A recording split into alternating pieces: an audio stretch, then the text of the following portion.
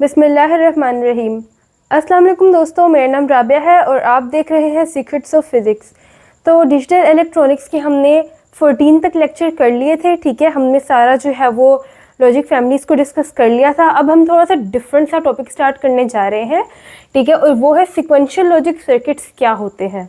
अच्छा, पहले जो है ना हमने एडर सब्ट्रैक्टर किए थे। ठीक है, लॉजिक फैमिली से पहले हमने क्या किया था, एडर सब्ट्रैक्टर इनकोडर डिकोडर, वो कॉम्बिनेशनल लॉजिक सर्किट्स थे। ठीक है, हमने उसमें डिफरेंट गेट्स को यूज़ किया था। ठीक है, और उनके कॉम्बिनेशंस बनाए थे। अब ये जो सिक्वेंशियल लॉजिक सर्किट्स होते हैं, ठीक है, ये थोड़े डिफरेंट किस्म के सर्किट्स होते हैं। ठीक है, आज हम इसके बारे में पढ़ेंगे। ओके, लेकिन उससे पहले ये चीज़ आप याद रख लें कि जो भी हमारे रिमोट बनते हैं ना, जो भी हमारे रिमोट कंट्रोल होते हैं, ठीक है, जिसके अंदर कोई भी ऐसा यूनिट जिसके अंदर मेमोरी यूज़ होती है, वहाँ पर सिक्वेंशियल लॉजिक सर्किट जो है वो यूज़ होते हैं। जहाँ जैसे इसका नाम है सिक्वेंशियल, तो यहाँ पे एक सीक्वेंस फॉलो हो रही होती है। ओके, जो कॉम्बिनेशनल लॉजिक सर्किट्स थे उसमें थोड़ा डिफरेंट केस था। ठीक है, वहाँ पे कोई सीक्वेंस नहीं थी, वहाँ पे किसी मेमोरी यूनिट की ज़रूरत नहीं थी, लेकिन यहाँ पर ये सब चीज़ें होंगी। ठीक है, तो इसकी डेफिनेशन कर लेते हैं। These are the circuits in which the output of the circuit, ठीक है, कि जो सर्किट की आउटपुट है, ठीक है, वो किस चीज़ पे डिपेंड कर रही है, depend not only on the present input, ना कि वो प्रेजेंट इनपुट पे डिपेंड कर रही होती है, but also on the present state of the circuit, कि सर्किट की मौजूदा हालत क्या है। ठीक है, अब इसकी एग्जांपल ऐसे ले लेते हैं कि आपके पास टीवी रिमोट है।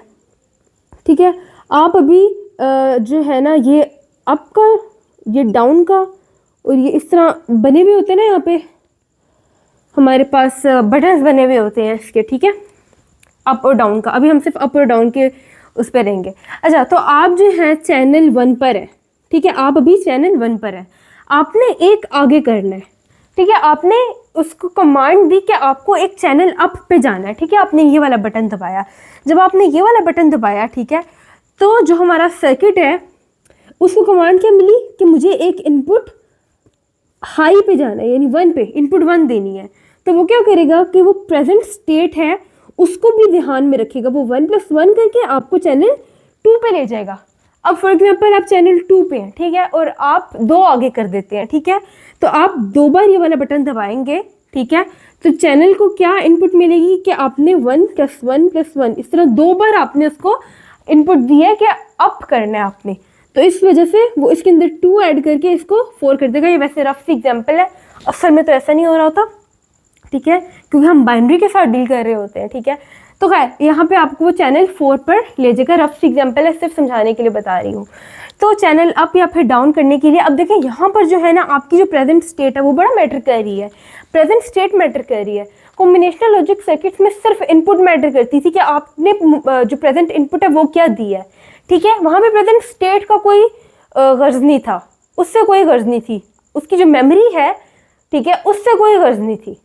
लेकिन यहाँ पर देखें टीवी रिमोट की, जिस तरह मैंने एग्जांपल दी, यहाँ पर ये चीज़ें मैटर कर रही होती हैं। ठीक है, तो ना सिर्फ वो प्रेजेंट इनपुट पे डिपेंड करता है, बल्कि वो प्रेजेंट स्टेट पे भी डिपेंड कर रहा होता है। ओके, हिस्ट्री क्या है इसकी कि 1974 में जो है डेब स्मिथ ने एक कंपनी खोली थी, सिक्वेंशिया। ठीक है, वहाँ पर इस तरह के सर्किट्स को यूज़ किया गया, और पहली बार 1978 में माइकल जैक्सन ने इसको म्यूज़िक इंडस्ट्री में यूज़ किया था, स्टार्ट करवाया था। और वैसे भी हमारे जितने भी कंप्यूटर्स में सर्किट्स वगैरह बनते हैं, ये डेली लाइफ जो है उसमें काम आते ही है ना।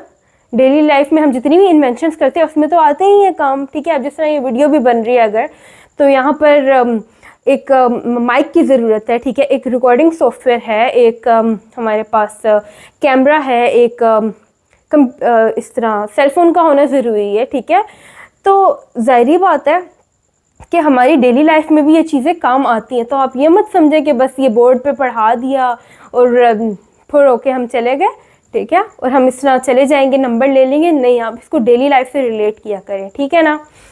तो इसकी एग्जांपल जिस तरह मैंने बताया कि ये टीवी रिमोट में यूज़ होता है, रैम रोम में यूज़ होता है, और काउंटर्स में। अब देखिए काउंटर क्या होता है, काउंटर में भी यही चीज़ होती है ना, जो हमारे टेली काउंटर होते हैं। ठीक है, जो हम उंगली पे पहनते हैं, थोड़ा बड़ा करके बना रही हूँ। ठीक है, वहाँ पे एक बटन सा होता है ना, ये बटन होता है, और यहाँ पर वो डिजिट्स लिखे हुए होते हैं उन्होंने।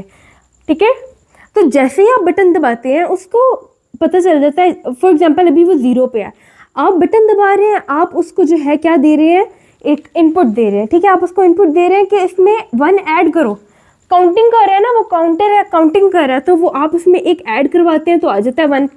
फिर आप एक और बार बटन दबाते हैं, आप उसको इनपुट दे रहे हैं कि 1 इसके अंदर एक और ऐड कराओ, वो उसको 2 बना देता है, ठीक है ना। इस तरह आप काउंट किए जा रहे हैं। लेकिन इसमें पता है एक चीज़ है कि आप रिवर्स में काउंटिंग नहीं कर सकते, ऐसा ही है ना। अगर आपने रिवर्स में काउंटिंग करनी है तो वो वाला तो ऑप्शन इसमें नहीं है, लेकिन इसमें वो उसको ख़त्म ज़रूर कर देगा। यहाँ पे एक छोटा सा एक और बटन बना हुआ होता है कि जो दोबारा से इसको रीसेट कर देता है, इसकी स्टेट को, वो दोबारा से जिस मर्जी पोजीशन में वो वापस 0 पे आ जाता है, ठीक है ना। तो ये बड़ी मज़े की चीज़ें हैं। ये जो सर्किट्स हैं ये बिलीव में ये बहुत इंटरेस्टिंग, बहुत मज़े के सर्किट्स हैं, ठीक है। लेकिन इसकी बेस बनाना बहुत ज़रूरी है, इस वजह से मैं डेफिनेशन पे थोड़ा फोकस कर रही हूँ, मैं हिस्ट्री बता रही हूँ, मैं इसकी एग्जांपल्स दे रही हूँ और डेली लाइफ से रिलेट कर रही हूँ। क्यों? क्योंकि इंटरेस्ट डेवलप हो। ओके, अब हम देख लेते हैं कि सिक्वेंशियल लॉजिक सर्किट्स फॉर्म कैसे होते हैं, ठीक है। अच्छा सिक्वेंशियल लॉजिक सर्किट्स कैसे फॉर्म होते हैं। अच्छा, हमारे जो कॉम्बिनेशनल लॉजिक सर्किट्स हैं ना, मैं इस तरह यहाँ पे बनाती हूँ, हमारे जो कॉम्बिनेशनल लॉजिक सर्किट्स थे हम इसमें उसी को यूज़ करेंगे, ठीक है। सी से मैं इसको रिप्रेजेंट कर रही हूँ, ठीक है, कॉम्बिनेशनल लॉजिक सर्किट्स। अब कॉम्बिनेशनल लॉजिक सर्किट्स को याद करें, एडर था, सब्ट्रैक्टर था, ठीक है, इनकोडर, डिकोडर, ये वाले जो सर्किट्स थे हमारे कॉम्बिनेशनल लॉजिक सर्किट्स थे, ठीक है। अगर तो हम इसके अंदर एक मेमोरी यूनिट को डाल दें, मेमोरी यूनिट क्या होता है, फ्लिप फ्लॉप्स क्या होती हैं, वो आगे सारा हम कॉन्सेप्ट पढ़ेंगे। लेकिन अभी के लिए आप सिर्फ ये चीज़ देखें, ये हमारा टीवी रिमोट था, इसके अंदर मेमोरी थी, ठीक है। प्रेजेंट स्टेट जो है वो मेमोरी होती है ना, यानी हमने अपनी डिवाइस को एक मेमोरी दे दी, एक याददाश्त दे दी, एक दिमाग दे दिया। तो मेमोरी यूनिट अगर हम इसके साथ कनेक्ट कर दें कॉम्बिनेशनल लॉजिक सर्किट्स के साथ, तो वो क्या बन जाएगा, सिक्वेंशियल लॉजिक सर्किट बन जाएगा। सीधी सी बात है, ठीक है। अच्छा, कॉम्बिनेशनल लॉजिक सर्किट्स। अब लेट से कॉम्बिनेशनल लॉजिक सर्किट्स पे हमारे पास जो रीडिंग आई है वो 22 है। हम आगे उसको देते हैं एक इनपुट, ठीक है, हम इसको एक इनपुट देते हैं कि आपने 1 इसमें ऐड करवाना है, ठीक है। हमने इसको प्रेजेंट इनपुट दे दी। ओके, ये जो है इनपुट इसकी,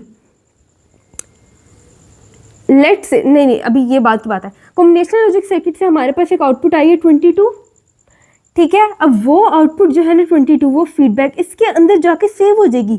मेमोरी यूनिट है ना, मेमोरी यूनिट का मतलब क्या है कि वो इसको स्टोर कर लेगा, वो सेव कर लेगा, ठीक है, इसको याद कर लेगा, ठीक है ना। अब उसने इसको याद कर लिया, अब ये वापस कनेक्ट हुआ हुआ इसके साथ।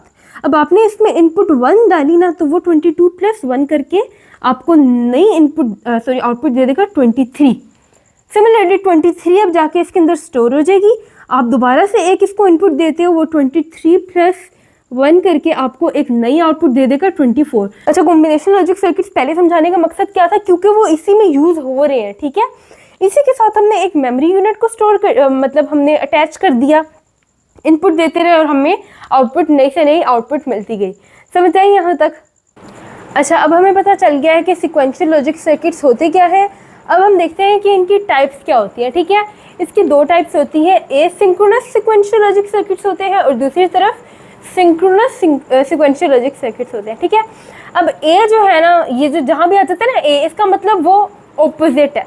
तो हम पहले सिंक्रोनस को देख लेते हैं। सिंक्रोनस सिक्वेंशियल लॉजिक सर्किट्स के अंदर क्लॉक सिग्नल यूज़ होता है। अब ये टर्म भी आपके लिए नई है, लेकिन 3-4 बार रिपीट करेंगे तो ये बिल्कुल नॉर्मल हो जाएगी, ठीक है। और एसिंक्रोनस में कोई क्लॉक सिग्नल यूज़ नहीं होता। अच्छा, अब यहाँ पर जो टर्म्स आ रही हैं वो थोड़ी सी ट्रिकी हैं। तो क्लॉक सिग्नल क्या होता है, सबसे पहले वो देख लेते हैं। देखें, जो हम सीधी से बात करते हैं, मैंने पहले क्या बताया था आपको कि ये है हमारा कॉम्बिनेशनल लॉजिक सर्किट। इसके साथ अगर मैं कोई मेमोरी यूनिट लगा दूं, ठीक है, ये मेमोरी यूनिट था मेरा, इसके साथ अगर मैं मेमोरी यूनिट लगा दूं तो मेरा क्या बन जाता है, सिक्वेंशियल लॉजिक सर्किट बन जाता है, ठीक है। तो यहाँ से मैं देती थी इनपुट मैंने दे दी 1, कॉम्बिनेशनल लॉजिक सर्किट की एक आउटपुट आ रही थी 22, वो मेमोरी के अंदर क्या हो गई, स्टोर हो गई 22, ठीक है। वो आगे अगर मैंने चैनल अप किया, ठीक है, तो मेरी इनपुट इसके अंदर ऐड हो गई 22 + 1, नेक्स्ट आउटपुट मिल गई 23, ठीक है। ये सिंपल हमारे पास एसिंक्रोनस का केस है, इसके अंदर कोई क्लॉक सिग्नल यूज़ नहीं हुआ। अब बेसिकली क्लॉक सिग्नल क्या होता है, क्लॉक सिग्नल जो है ना वो जो है वो रेगुलेट करने के लिए होता है, एक तरह से रेगुलेटर का काम कर रहा होता है, ठीक है। वो बेसिकली किस मकसद के लिए यूज़ होता है, वो मेरी मेमोरी को जो है ना रेगुलेट करने के लिए। अब यहाँ पर जो है, यहाँ पर हमने क्योंकि कोई क्लॉक सिग्नल नहीं लगाया, मतलब ये कि हर इनपुट देने के बाद मेरी आउटपुट चेंज होगी, ठीक है, हर इनपुट देने के बाद मेरी आउटपुट चेंज होगी, समझ आई। लेकिन अगर हम सिंक्रोनस की बात करें जिसके अंदर एक क्लॉक सिग्नल लगा होता है, अब देखिए यहाँ पर कॉम्बिनेशनल लॉजिक सर्किट्स है, यहाँ पे मेरी मेमोरी लगी हुई है और यहाँ पर मैं लगा देती हूँ एक CLOK क्लॉक सिग्नल। अगर मैं यहाँ पे लगा दूँ ना क्लॉक सिग्नल, ठीक है, तो अब देखिए जिस तरह यहाँ पे मेरी इनपुट है, ठीक है, अगर बंद, अच्छा यहाँ पे 22 मेरी आउटपुट आ रही थी, ये जाके इधर स्टोर हो गई मेमोरी में, ठीक है, मेमोरी के अंदर स्टोर हो गई 22, ठीक है। अच्छा अब डिपेंड करता है मैंने क्लॉक सिग्नल लगाया या नहीं लगाया। अब अगर मैं कहती हूँ ना कि जो मेरा क्लॉक सिग्नल है अभी वो चेंज नहीं होगा, तो यहाँ पर आप इसको इनपुट दे दें तो भी उसके अंदर कोई फ़र्क नहीं आएगा, ठीक है। क्लॉक सिग्नल ऐसा सिग्नल है, इसको हम खुद डिफ़ाइन करते हैं, ठीक है, हम इसको खुद डिफ़ाइन करते हैं। क्लॉक सिग्नल्स की भी आगे से काफ़ी ज़्यादा टाइप्स है, लेकिन बस आप सिंप्लिसिटी के लिए ये चीज़ याद रख लें कि देखिए जो एसिंक्रोनस है उसमें कोई क्लॉक सिग्नल नहीं यूज़ हो रहा होता, जब भी इनपुट देंगे आउटपुट चेंज होगी, जब भी इनपुट देंगे आउटपुट चेंज होगी। लेकिन यहाँ पर जो हमारा क्लॉक सिग्नल है, अगर तो वो वर्क कर रहा है, अगर तो वो चेंज हो रहा है, तब हमारी आउटपुट चेंज होगी। जस्ट वैसे आपने सिग्नल दिया हुआ है, ठीक है, आउटपुट आपकी उस तरह से चेंज नहीं होगी, ठीक है। अच्छा ये चीज़ भी अगर समझ नहीं आई सही से, तो हम अब क्लॉक सिग्नल को ही डिस्कस कर लेते हैं। जो हमारा क्लॉक सिग्नल है, ठीक है, इसको हम डिफ़ाइन खुद करते हैं, ठीक है, खुद डिफ़ाइन करते हैं क्लॉक सिग्नल, ठीक है। सिंपल सिग्नल की तरह होता है, इस तरह करके वेव आ रही होती है ना, ऐसे करके बना ले या तो ऐसे करके बना ले, ये सिंपल इस तरह का एक सिग्नल होता है, ठीक है। अच्छा अब इसकी दो टाइप्स होती हैं, एक लेवल ट्रिगर होता है, लेवल ट्रिगर। अब देखें ये एक ट्रिगर का काम कर रहा है ना, ये हमारी मेमोरी को ट्रिगर करेगा कि अब तुमने चेंज करना है या अब तुमने रिटेन रखना है, ठीक है। या तो देखिए मेमोरी हर बार तो चेंज नहीं होगी ना, कभी कभी कुछ केसेस में मेमोरी रिटेन भी रखनी होती है, ठीक है, कुछ केसेस में हमें मेमोरी को रिटेन रखना होता है, तो ये चीज़ जो है वो डिसाइड करती है। अब लेवल ट्रिगर में हमारे पास आ जाता है एक हाई लेवल ट्रिगर होता है और एक होता है लो लेवल ट्रिगर। अब मुझे यहाँ पर देख के बताएं कि यहाँ पर हाई लेवल कौन सा बन रहा है। This is the high level, ये पॉजिटिव आप कह लें, ठीक है, और ये क्या है, लो लेवल है, ये नेगेटिव है। Positive negative, positive negative, positive negative level की बात करें तो हाई लेवल है, ये लो लेवल है, ठीक है। अब अगर तो मैंने अपना क्लॉक सिग्नल इस तरीके से डिफ़ाइन किया हुआ है, ठीक है, कि हर हाई लेवल के बाद मेमोरी चेंज होगी, इसका मतलब ये कि ये मेरा सिग्नल आ रहा है, ठीक है, ये मेरा सिग्नल आ रहा है, जैसे ही हाई हुआ ना, जैसे ही ये हाई हुआ तो मेरी मेमोरी क्या होगी, वो शिफ्ट हो जाएगी, मेमोरी ट्रांसफ़र हो जाएगी, ठीक है। और जब लो लेवल आया तो मेमोरी वही रहेगी, यहाँ पर मेमोरी ट्रांसफ़र होगी, मेमोरी ट्रांसफ़र, और यहाँ पर मेमोरी रिटेन रहेगी, आर रिटेन के लिए। फिर जैसे ही मेरा हाई लेवल आया तो क्या होगा, मेमोरी हमारी ट्रांसफ़र होगी इस टाइम पे, फिर नीचे गया लो लेवल पे, मेमोरी वापस रिटेन रह जाएगी। रिटेन मतलब जो उसके अंदर वैल्यू थी वो वही रहेगी। ये चीज़ समझ आई है हाई और लो की। अब एक और हमारे पास टाइप होती है, ये चीज़ें ना थोड़ा थोड़ा करके आपको हजम होना शुरू हो जाएंगी। फ्लिप फ्लॉप का कॉन्सेप्ट थोड़ा सा डिफरेंट है लेकिन डिफ़िकल्ट नहीं है, बहुत मज़े का है। बेस बनाने के लिए मैं सिर्फ ये चीज़ें बता रही हूँ। क्लॉक सिग्नल क्या होता है, बजाय इसके कि मैं आपको इसका डिफरेंस बता दूँ, ठीक है, फ्लिप फ्लॉप्स क्या होती हैं, क्लॉक सिर्फ इस तरह बोलूँ, मैं बोल नहीं रही, मैं समझा रही हूँ पूरा, ठीक है। क्लॉक सिग्नल क्या होता है, ये सिंपल एक सिग्नल की तरह होता है, ठीक है, और इसको हम खुद डिफाइन करते हैं। हमारी मेमोरी कब शिफ्ट होगी, कब वो चेंज होगी, कब आगे ट्रांसफ़र होगी और कब वो रिटेन रहेगी, अपनी मेमोरी वही रहेगी, ये चीज़ डिसाइड करती है लेवल ट्रिगर या फिर high level. Low level trigger होता है और एक होता है एज ट्रिगर्ड होता है, ठीक है, एज ट्रिगर, ठीक है, स्पेलिंग पे नहीं जाएगा, ठीक है, एज ट्रिगर। अच्छा एज ट्रिगर में हमारे पास पॉजिटिव एज ट्रिगर होता है और एक नेगेटिव एज ट्रिगर होता है। अब यहाँ पर देख के बताएं पॉजिटिव एज क्या होगा, ये हमारा पॉजिटिव एज होता है, ठीक है, और ये होता है हमारा नेगेटिव एज। देखिए नीचे की तरफ जा रहा है अपना सिग्नल, ये पॉजिटिव है, ये नेगेटिव है, समझ आई। अच्छा जैसे जैसे पॉजिटिव एज आ रहा है, ठीक है, मेमोरी ट्रांसफ़र होगी होगी होगी होगी होगी होगी होगी यहाँ तक आके, ठीक है। पॉजिटिव एज जहाँ भी हमारा पॉजिटिव एज आएगा मेमोरी ट्रांसफ़र होगी पॉजिटिव से पॉजिटिव तक, ओके। पॉजिटिव एज आएगा तो मेमोरी ट्रांसफ़र होगी, नेगेटिव एज आएगा तो मेमोरी जो है वो क्या हो जाएगी हमारी रिटेन रहेगी। यहाँ पर मेमोरी रिटेन रहेगी। फिर एक पॉजिटिव एज आया तो मेमोरी ट्रांसफ़र होगी, नेगेटिव आया तो रिटेन रहेगी। ये चीज़ समझ आई है? नहीं समझ आई? अच्छा, हमारा सिग्नल है, ये पॉजिटिव एज आ गया, ठीक है, पॉजिटिव एज आ गया, फिर हमारा सिग्नल चेंज हुआ, नेगेटिव एज आ गया, फिर पॉजिटिव, फिर नेगेटिव, ठीक है। जब हमारा पॉजिटिव एज आया ना तो मेमोरी एकदम से क्या होगी, इस क्लॉक सिग्नल मिला इस मेमोरी को तो मेमोरी क्या होगी, शिफ्ट होगी, ठीक है। लेकिन जब हमारा क्लॉक सिग्नल जो है वो इस पोजीशन पे नेगेटिव पे है, ठीक है, जब हमारा क्लॉक सिग्नल नेगेटिव पे है तो मेमोरी उसके अंदर बरकरार रहेगी, वो सेव रहेगी।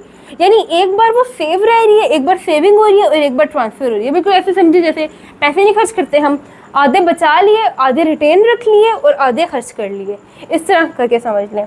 तो पॉजिटिव आ जाएगा तो मेमोरी ट्रांसफ़र होगी, नेगेटिव आएगा तब ट्रांसफ़र नहीं होगी, तब उसके अंदर सेव रहेगी, ठीक है।